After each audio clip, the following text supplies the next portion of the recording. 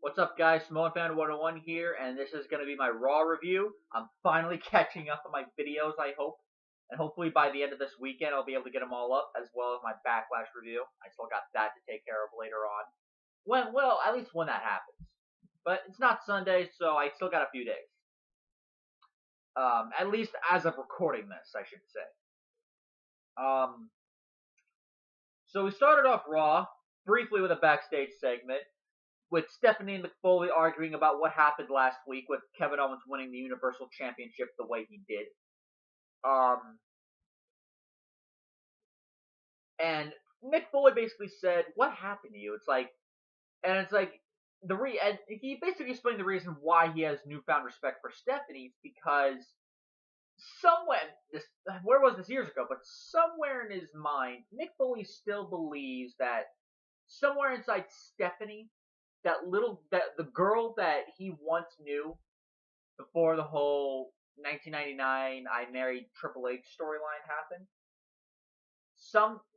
The girl that he knew back in 1997, 1998 is still in there somewhere. The shy girl with a smile.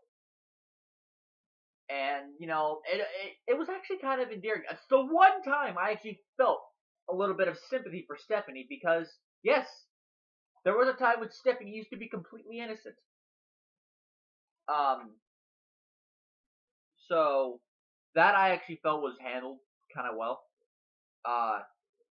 After the opening, and then we come to the actual opening segment, which Stephanie McFoley came out to address what happened last week. Then Kevin and were to prepare for Kevin Owens' Universal Championship celebration. Kevin Owens came out, balloons everywhere, or as Paul Heyman said it, balloons. Remember that? I love Paul Heyman.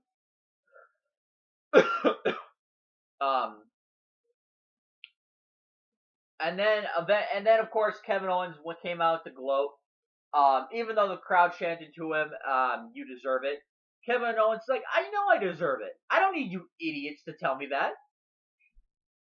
And he basically said, "Look, I did 98% of the damage on Rollins and Reigns. Triple H only just gave me a little bit of a nudge.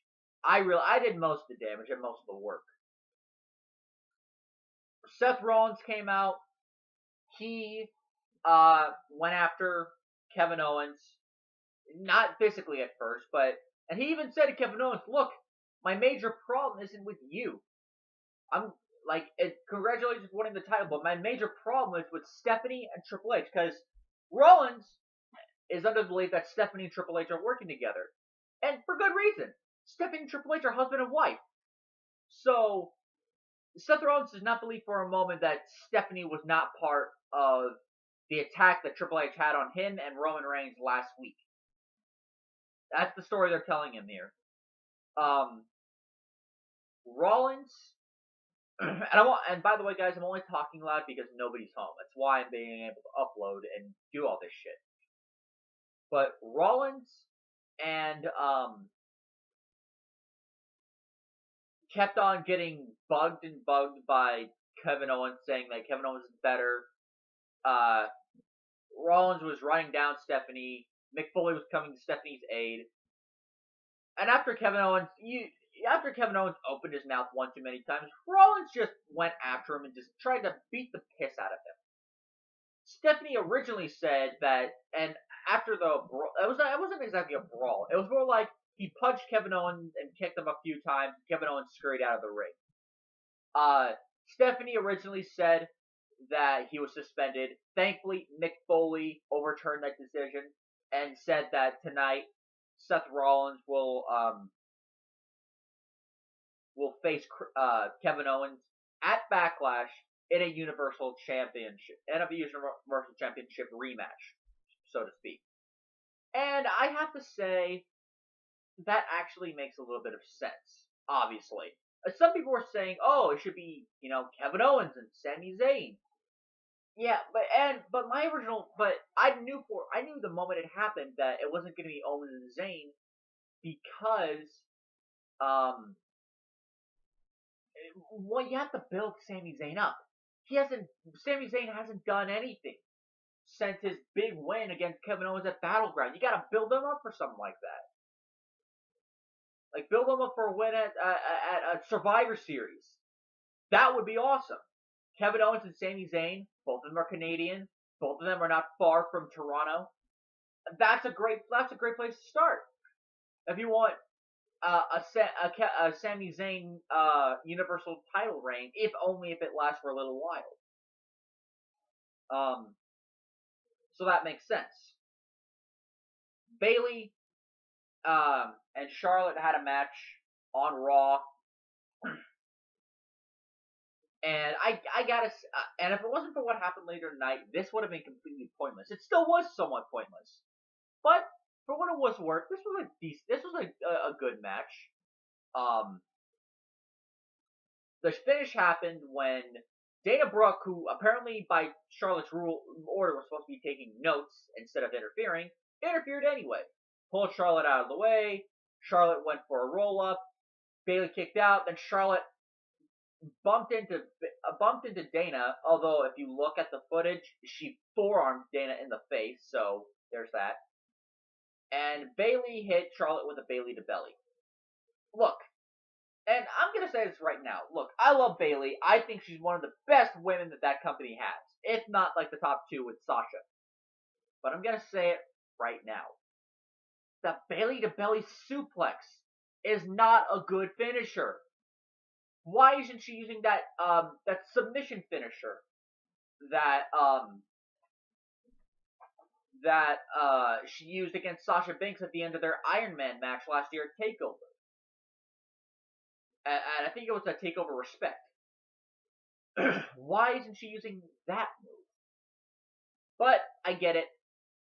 She's kind of like the John Cena, the Hulk Hogan of the women's division. To have a finisher that's not exactly the most impactful in terms of the move itself. I mean, come on. Hulk Hogan's leg drop beating people. That's about as unrealistic as you can get. Other than maybe Santino Marella's snake.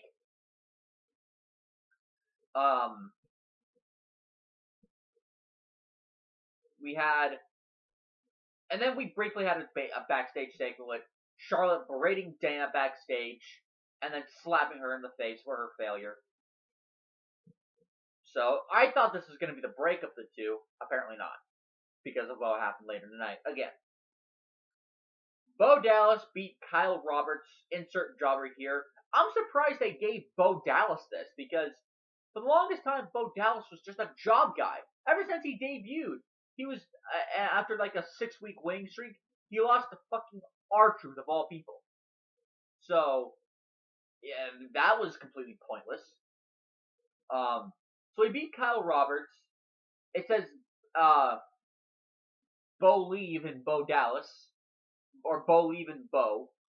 And, he's still like a guy who thinks he's a babyface, but he's really a heel. But in the ring, he wasn't kind of some douchebag. He was actually very. As soon as the bell rang, he beat the shit out of Kyle Roberts, and then pinned him just like that. I don't even remember what the finish was. I know he didn't use the Bo Dog. I know that didn't happen. If it did, I'm poor at memory, I guess. But I'm surprised they gave Bo Dallas this after the incident at the airport. Unless they're building up Bo Dallas for someone to just freaking squash him like a bug. Next, we had Seth Rollins and Chris Jericho. This was a pretty good match. It's Seth Rollins and Chris Jericho. What the hell else do you expect? You expect nothing more than at least a good match, and it was a good match. For a Raw match, if it was a pay-per-view, they would have had a great match. Trust me. For a Raw match, it was a pretty good match. Seth Rollins pinned Chris Jericho with a pedigree, which I thought he would stop using after what happened last week on Raw when Triple H turned on him. But the announcers actually had a nice rebuttal when they said it may have been a clear-cut message to Triple H.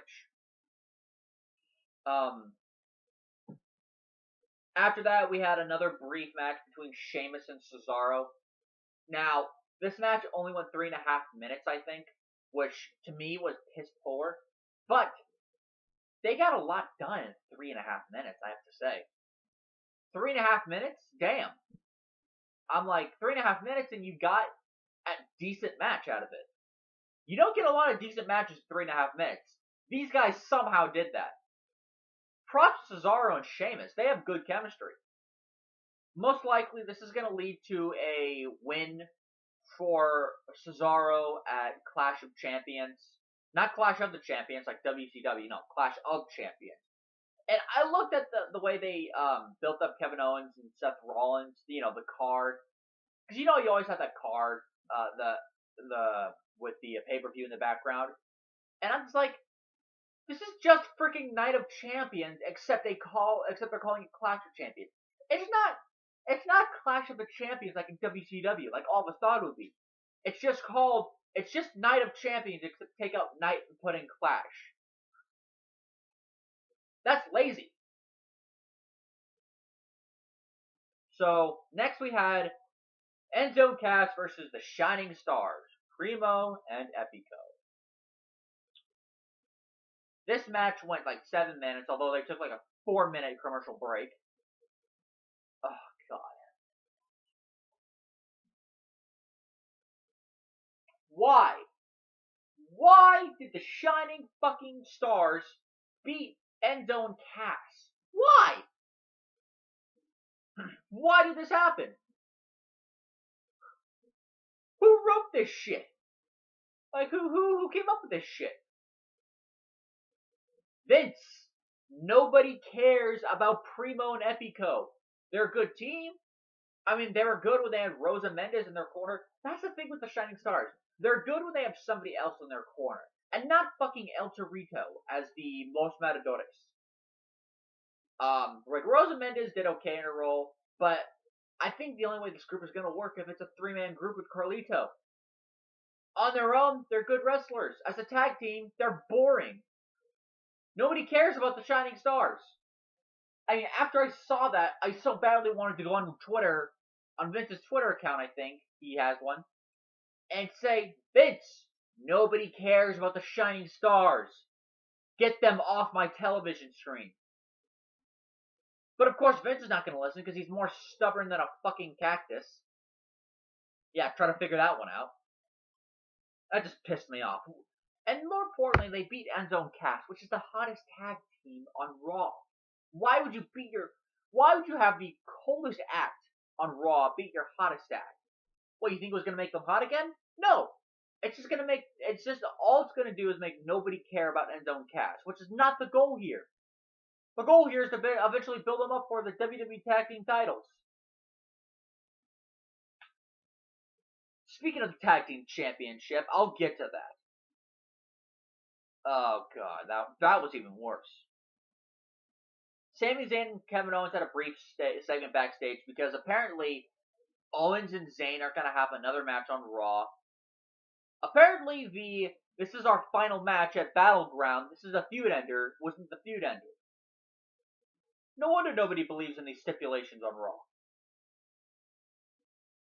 Nia Jax beat Ann Esposito in a jobber match.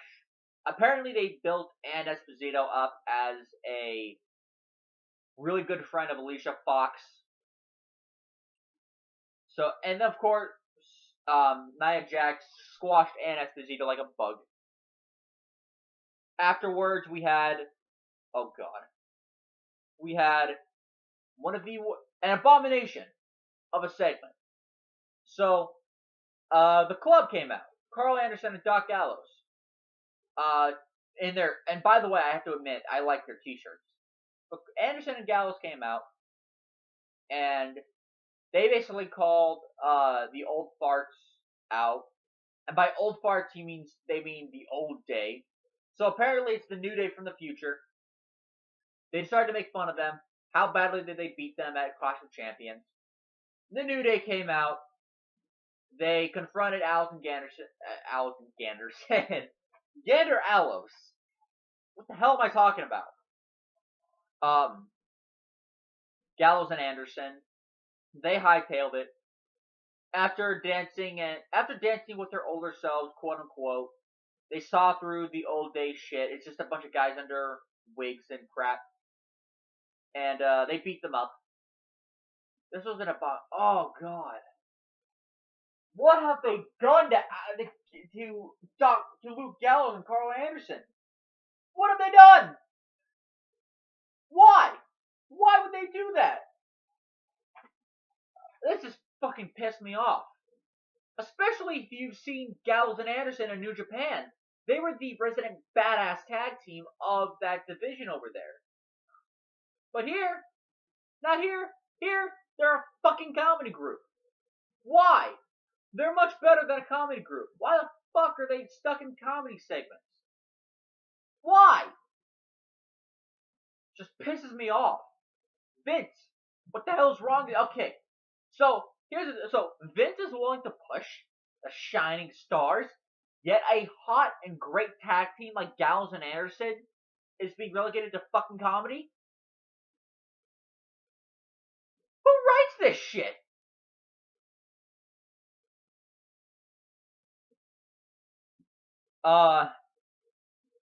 In the next match, Darren Young beat Jinder Mahal in a match that nobody cared about to continue the never-ending feud between Titus O'Neil and Darren Young.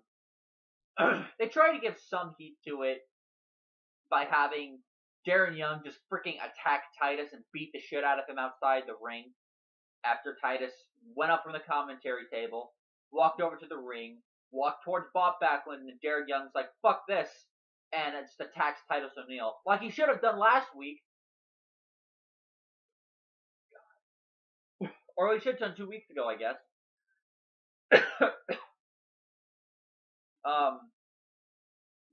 So nobody gave a shit, obviously. It didn't work.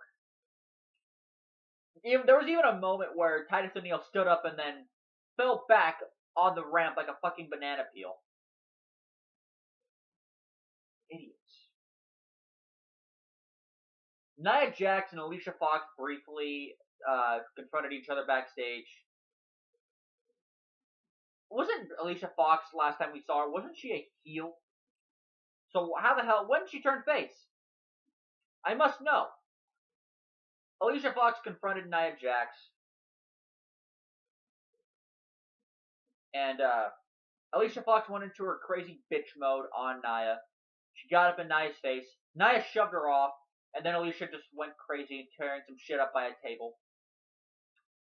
I didn't care. Mainly because I don't care about Alicia Fox. She should have been fired a long time ago. Next we had Braun Strowman beating Sin Cara by countout. Apparently Sin Cara said he wanted to take on Braun Strowman because of what he did to America last week by taking the mask off. So I think that may be your pay-per-view match going into Clash of Champions. Sin Cara and Braun Strowman. I would say I don't care, but they're trying to build Braun Strowman up as a monster. This could be a good way to do that. Sin Cara lost by countout. And Braun Strowman then ran him down after the countout and then just walked away. Sasha Banks came out later to basically tease retirement, even though none of us bought into it. It was a good promo. I'm not saying it wasn't, but nobody bought into the fact that she was actually going to retire. It's not like with Daniel Bryan where he was gone for months and months at a time. It's like, oh god, like is he going to retire? And then he announced his comeback, and he's like, fuck yeah, he's coming back. And then it happened again, and this time he did retire, and God did all of us feel sad. But then they kind of ruined it when Dana Brooke came out. Apparently she's still Charlotte's buddy, even though she got slapped earlier in the night. Again, who writes this shit? And then Dana said she was gonna take out Sasha Banks for good. Banks hit her with the backstabber into the bank statement, and basically said, I will see Charlotte at Clash of Champions. So apparently Sasha's back injuries were not as bad as we thought they were. I don't expect to see Sasha wrestling in the next few weeks leading up to Clash of Champions. I don't see that happening. But but she is gonna face Charlotte at Clash of Champions. With that being said, I hope that her injuries are no longer bad. It does. Some people did say, what about Bayley? What are they gonna do with her now? Is she just gonna push it aside? Well, keep in mind the original idea for Bayley was to slowly build her up to WrestleMania to beat Sasha Banks at WrestleMania 33. That was the plan from the beginning. So I don't mind this. I don't mind that at all. It's say Sasha wins the title back at say Survivor Series.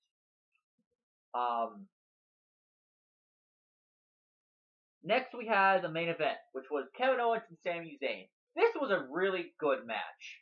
I have to say, I had a lot of fun watching this match. Kevin Owens and Sami Zayn, they never disappoint in the ring. Or if they do, it's for a good reason. They've never had a bad match, I should say that. Kevin Owens beat Sami Zayn after Sami Zayn was reselling the ankle injury that he had, that he kayfabe had 2 weeks earlier with his match against Chris Jericho. Kevin Owens took advantage. He didn't hit him with a pop-up powerbomb, but he did hit him with a mean-looking powerbomb for the win. Roman Reigns came out to confront Kevin Owens because, keep in mind, Seth Rollins wasn't the only one that was screwed out of the Universal title. Roman Reigns was too. Although Seth Rollins did pin him, so he should have a beef with both guys. And then Chris Jericho came out to double team them. And then before things could really break down, Mick Foley came out, I believe, and announced that next week there will be a tag team match. It will be Sami Zayn and Roman Reigns. Or Seth Rollins and Roman Reigns. I honestly forget. I think it's Sami Zayn and Roman Reigns against Jericho. With the stipulation that if Reigns won the match, he would be added to the Universal title match, making it a triple threat at Clash of Champions. Personally, I think it's too soon. Mainly because Kevin Owens needs to have a singles match first. I think it's the more prevalent theory. And then say, okay, next pay-per-view, you're having a triple threat with both the guys because both of them got screwed over by Triple H. And then it'll be a triple threat match at, I believe it'll be Hell in a Cell. So, overall, Raw, I'm sorry. Raw sucked. I mean, the first like hour and a half was really good from the beginning segments all the way to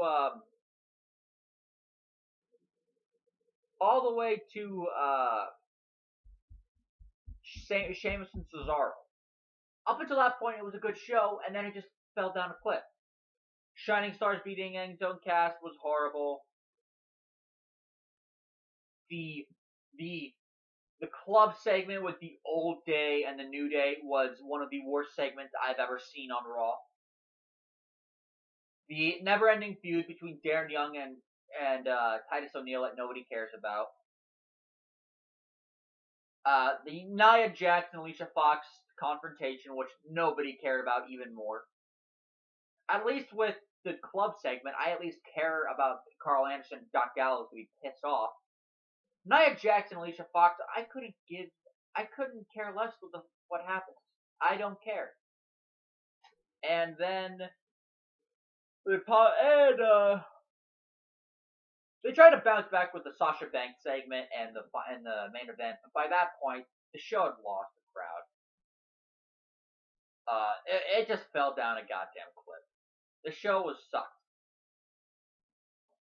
And the earlier segments on the show looked bad by the ending segment because of Bayley beating Charlotte, I guess, and B,